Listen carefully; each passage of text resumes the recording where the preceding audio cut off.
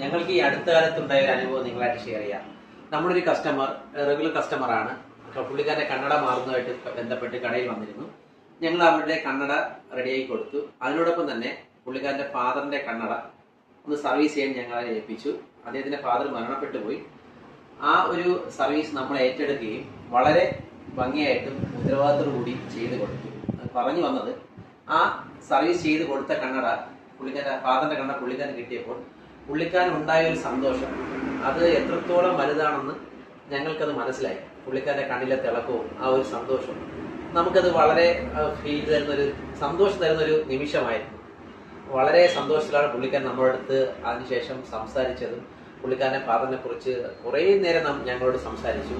ഒരു അമൂല്യ നിധിയായിട്ട് അദ്ദേഹം പുള്ളിക്കാരൻ്റെ കണ്ണടയും മറ്റുള്ള കാര്യങ്ങളും സൂക്ഷിച്ചു വെക്കുന്നുണ്ട്, ഡ്രസ്സും അങ്ങനെയുള്ള അദ്ദേഹത്തിന് ഉപയോഗിച്ച സാധനങ്ങളെല്ലാം.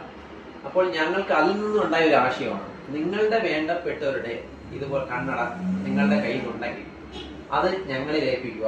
നമ്മുടെ നമ്പർ ഞാൻ കൊടുത്തിരിക്കാം, നമ്മളെ ഏൽപ്പിക്കുക. വളരെ വളരെ ഉത്തരവാദിത്തോടു കൂടി വളരെ ഭംഗിയായിട്ടും ഞങ്ങൾ അത് സർവീസ് ചെയ്ത് ഒരു ചാർജും ഇല്ലാതെ, അതാണ് ഞങ്ങൾ പറയാൻ ഉദ്ദേശിച്ചത്, ഒരു സർവീസ് ചാർജും ഇല്ലാതെ ഞങ്ങളത് വളരെ ഉത്തരവാദിത്തോടുകൂടി സർവീസ് ചെയ്ത് തിരിച്ചേൽപ്പിക്കുന്നതായിരിക്കും. അത് നിങ്ങൾ ലോകത്ത് എവിടെ ഉള്ള ആളായാലും ഞങ്ങളുടെ നമ്പറിൽ എത്തിക്കുക. ഒരു സർവീസ് ചാർജും ഇല്ല. ഞാൻ നമ്പർ കൊടുത്തിരിക്കാം.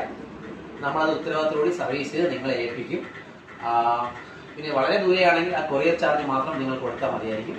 അപ്പം ഇത് നിങ്ങളുടെ വേണ്ടപ്പെട്ടവർക്ക് അല്ലെങ്കിൽ ഇതുമായി ഉപകാരപ്പെടുന്ന ആൾക്കാർക്ക് ഈ വീഡിയോ ഒന്ന് ഷെയർ ചെയ്ത് കൊടുക്കുക.